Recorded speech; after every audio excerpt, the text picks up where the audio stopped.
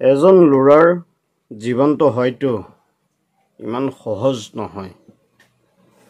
আজি মই কথাষাৰ কিয় ক'ব বিচাৰিছোঁ, নিশ্চয় আপোনালোকে অলপ হ'লেও অনুমান কৰিব পাৰিছে, আৰু যদি পৰা নাই ভিডিঅ'টো শেষলৈকে চাব। এই কথাষাৰ মই এইটো কাৰণে কৈছোঁ যে এজন ল'ৰাৰ জীৱনটো বহুত বেছি সহজ নহয়।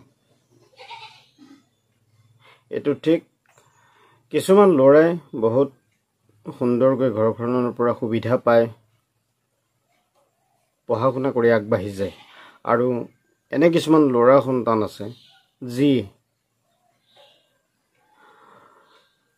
ঠিক হাইস্কুল লেভেলৰ পৰাই, হাইস্কুলীয়া শিক্ষা জীৱনৰ পৰাই সংগ্ৰাম কৰি নিজক আগবঢ়াই লৈ যাবলগীয়া হয়, যিহেতু তাৰ আগলৈকে অলপ হ'লেও তেওঁ সকাহ পায়। এম ই স্কুললৈকে অলপ হ'লেও সকাহ পায়, কিন্তু হাইস্কুলৰ যেতিয়া শিক্ষাৰ জীৱন আৰম্ভ কৰিবলগীয়া হয়, তেতিয়াৰ পৰা তেওঁ জীৱন সংগ্ৰামত, কিছুমান ল'ৰাই জীৱন সংগ্ৰামত আমি নিজক আগুৱাই লৈ যাবলগীয়া হয়। আৰু ঠিক তেনেদৰে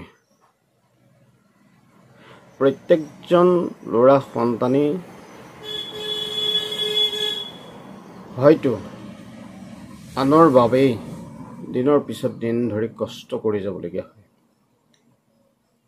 হয়তো বহুতেই এই কথাটো উপলব্ধি নকৰিব পাৰে, কিন্তু মই এষাৰ কথা আজি ক'ব বিচাৰিছোঁ। কিয়নো এটা কথা আপোনালোকে মন কৰিবচোন যে আমি কিছুমান ল'ৰা সন্তানক অযথা আমি কষ্ট দিওঁ বা দুখ দিওঁ, কিন্তু এবাৰ আমি ভাবি চাওঁ নাই যে সেই ল'ৰা সন্তানজনে বা সেই পুৰুষজনে কেৱল নিজৰ বাবে লাহে লাহে একো কৰিব নোৱাৰা হয়। যেতিয়া তেওঁ ডাঙৰ হয়, তেওঁ প্ৰথম দায়িত্ব আহে পিতৃ মাতৃৰ, ঘৰখনৰ।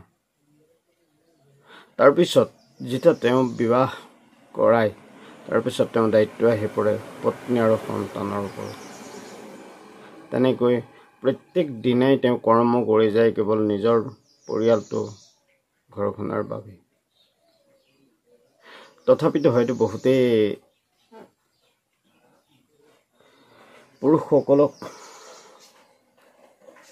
প্ৰায় ক্ষেত্ৰতেই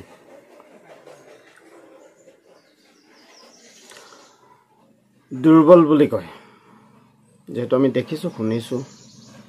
হয়তো প্ৰত্যেকজন পুৰুষ বুলিয়ে কৈছোঁ, প্ৰতিজন পুৰুষে প্ৰত্যেকটো দিনেই কেৱল নিজৰ কথা নাভাবি ঘৰখন, পৰিয়ালটোৰ বাবেই কামবোৰ কৰি যাবলগীয়া হয়। পুৰুষ হোৱাটো ইমান সহজো নহয় যে অতি সহজেই কামবোৰ সমাধা হৈ যাব। বহুত কষ্টৰ মূৰত নিজৰ সপোনবোৰ পূৰাবলৈ সক্ষম হয়। কেৱল চাকৰি এটা পালেই পুৰুষজনে সফল বুলি নাভাবিব কেতিয়াও।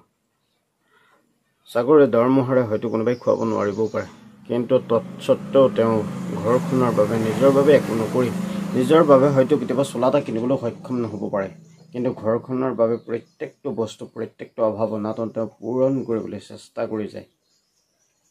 যিহেতু আপোনালোকে নিজেই প্ৰত্যেকে নিজে ঘৰখনৰ মূল পুৰুষজন বা পুৰুষজনৰ ওপৰত, আপোনালোকৰ সন্তানৰ ওপৰত এবাৰ নজৰ কৰিবচোন। সন্তানক কষ্ট দিয়াৰ আগত আপোনালোকে এবাৰ ভাবিবচোন যে যেতিয়া ল'ৰাজন দিনটো কৰ্মলৈ ওলাই যায়, চাকৰি হওক বা অন্য যিকোনো কৰ্মই হওক, যেতিয়া ওলাই যায় তেওঁ সেই কৰ্ম কাৰ বাবে কৰে প্ৰথমে ভাবিব।